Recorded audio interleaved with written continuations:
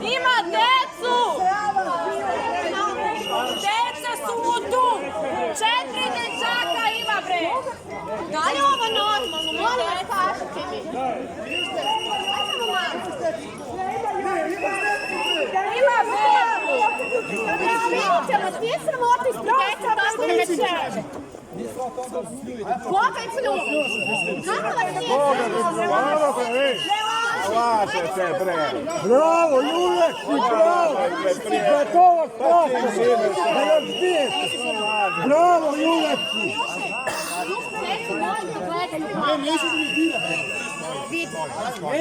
Ajde sad da se ponovi.